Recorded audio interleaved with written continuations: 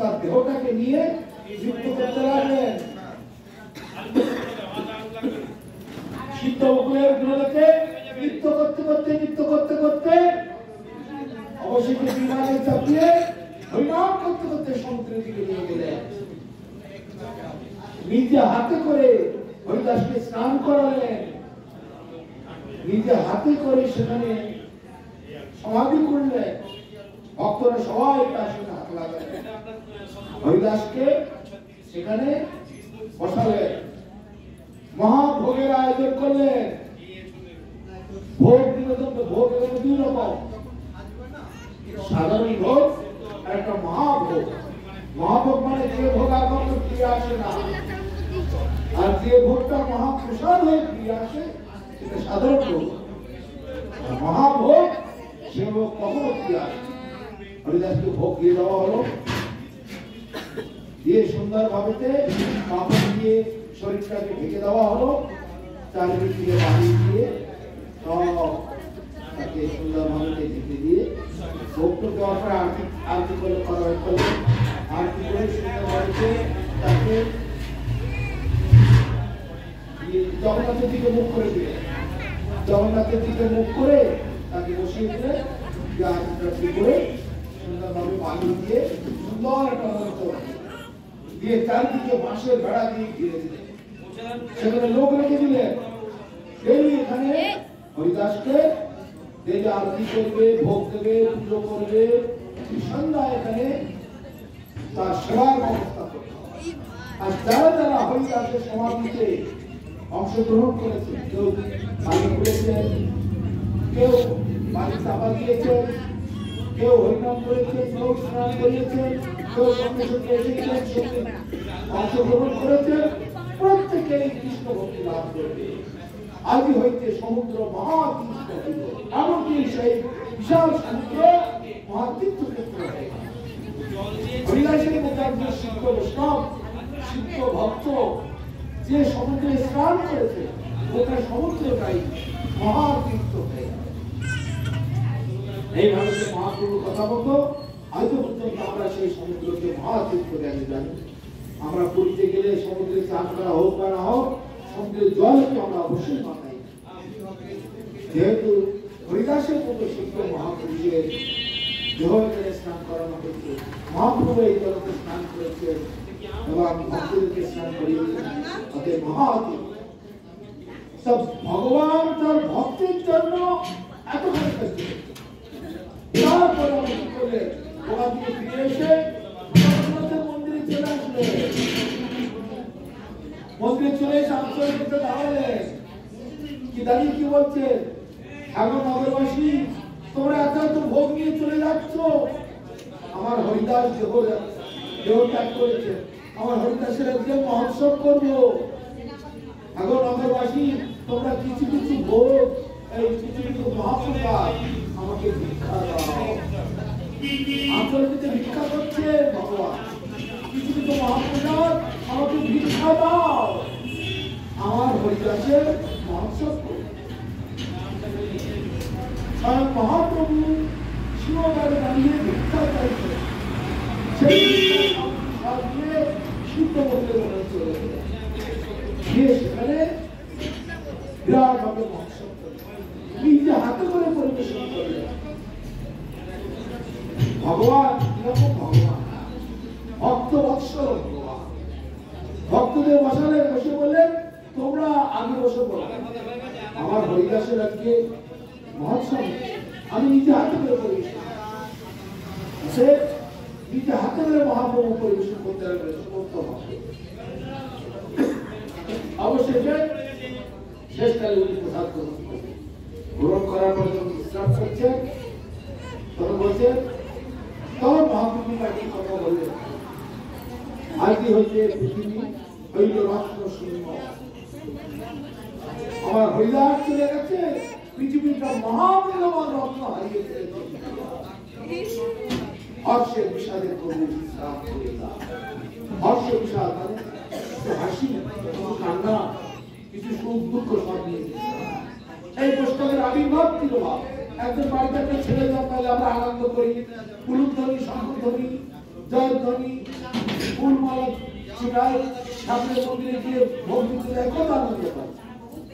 আবার বিশাল মানে সেই তিনি যদি বৈষ্ণব হন, বৈষ্ণবের দেবতাকে করে সেটাও একটা মহোৎসব। সেদিন আমরা আবির্ভাব যখন মহোৎসব করি, আগামী 17 তারিখে আমাদের গুরু মহারাজের আবির্ভাব উৎসব, কিন্তু তারপরে আবার চৈত্র মাসে দোলের আগে আবার আসবে বিবাহ মহোৎসব।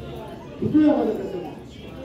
সূর্য উদয় কালে যেমন থাকে, অস্তকালেও তেমনি। চাণক্য বলেছেন, উদিতে সূর্য তাম্রস্তম্ভ এবাস্তবে সম্পত্ত উৎসব বিপুত্ত উৎসব মহতামের ভূমিকা। মানে সূর্য উদয় কালে যেমন তামার মতো থাকে, অস্তকালেও তেমনি তামার মতো তাম্র বর্ণ। ওঠার সময় তো আনন্দ করা উচিত। আজকে আমি রাজত্ব করবার পর খুব জটিল করে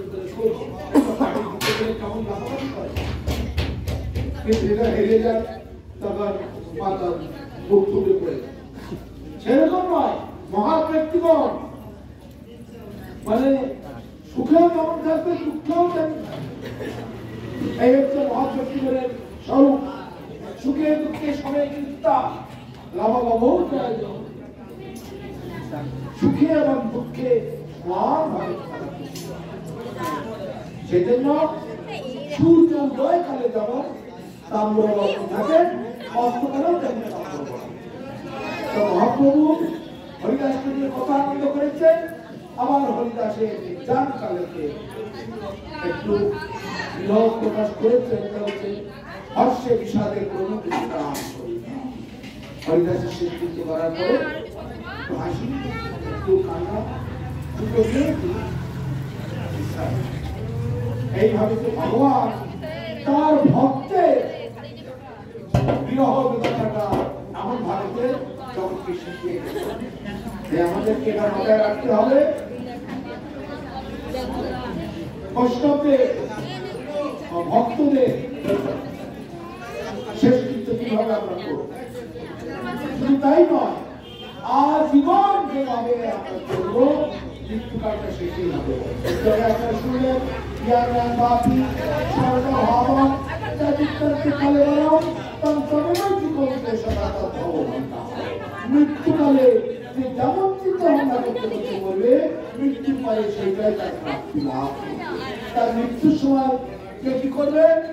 আমি বলে আমার গোবিন্দ নাম চিন্তা করবো, আমরা হারে চিন্তা করতে হবে না। মৃত্যুর সময় হারে চিন্তা হবে, তাহলে সারা বছর আমাকে করতে হবে, তবে সে মৃত্যুর সময় আসবে। সারা বছর আমি পড়বো না, পরীক্ষার সময় একেবারে বই আমার মুখস্থ হয়ে যাবে। হ্যাঁ, হয় কখনো পরীক্ষার সময় যদি মুখস্থ লিখতে হয়, সারাটা বছর আমাকে পড়তে হবে, তবে পরীক্ষার সময় বই মুখস্থ করতে লিখতে হবে। সারা বছর মোবাইল নিয়ে খেললাম, আড্ডা দিয়ে বেরোলাম, আর পরীক্ষার সময় একেবারে মুখস্থ লিখে দিয়ে হবে না। তা পরীক্ষার সময় কি আসবে? সারা জীবন যা করেছি ওই মৃত্যুকালে ওই সকল কথা আমার মনে পড়বে।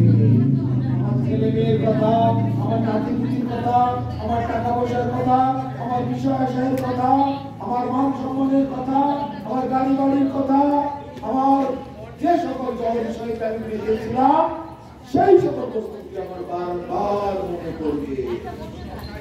অতএব সেই রকম আমার জন্ম হবে, মৃত্যুর পরে আবার কেন লোকের একটা সংসার, কি কারণে সংসার?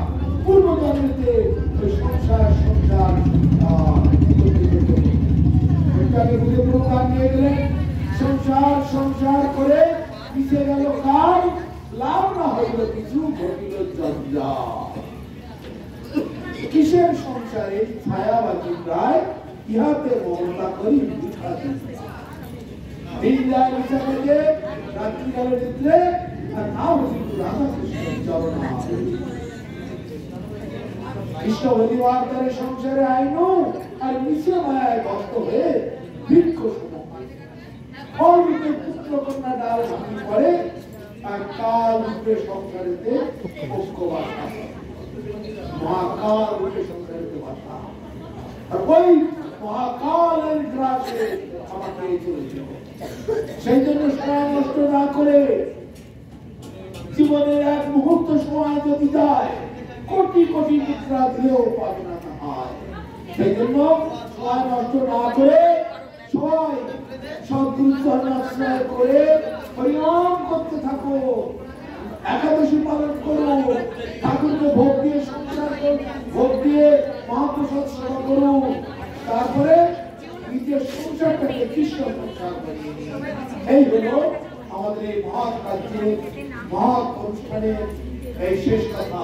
কেননা এই ছাড়া, এই মহৎ কার্য ছাড়া জীবের উদ্ধারের আর কোন রাস্তা নেই। সমস্ত কোটি কোটি শাস্ত্রের এইটাই কথা। জীব নিত্য কৃষ্ণ দাস তা ভুলে গেল এই ঘোষে মায়া তার গলায় বিষয়টি পাইলে যেমন প্রসন্ন হয়, এই মায়া প্রস্তুতি হয়। অতএব ভূতে ধরে মানুষের যে অবস্থা হয়, এই জগতের মানুষের সেই অবস্থা। তাই মীরা দেবী যে বৈষ্ণব ছিলেন, সবগুলোকে অনুসরণ করেছিলেন, আমাদের গুরুগণ ছিলেন, যেভাবে আপনাদের সেবা করেছেন, আজীবন সুখে দুঃখে আমাদের সঙ্গে থেকেছেন, সেটা আমাদের চিরস্মরণীয় হয়ে থাকবে। সেটা আমরা কখনো ভুলতে পারবো না। গুরু মহারাজের কৃপায় গুরু মহারাজ মহাপ্রভু ঠিক সঠিক বিচার করে ওনাকে সেরকম সুন্দর জীবনের ব্যবস্থা করবেন এবং সেই মতোভাবে তার কল্যাণের জন্য আমরা কামনা করি এবং তিনিও আমাদের সন্তুষ্ট থাকুন এবং তিনি আমাদেরকে আশীর্বাদ করুন, যেন আমরা যেন গুরু সেবা করতে পারি, মহাপুরুষ সেবা করতে পারি, হরিনাম করতে পারি, আমাদের দুর্লভ মনুষ্য জীবন সার্থক করতে পারি। সন্ধ্যা কল্পতর ভদ্র কৃপা হয়ে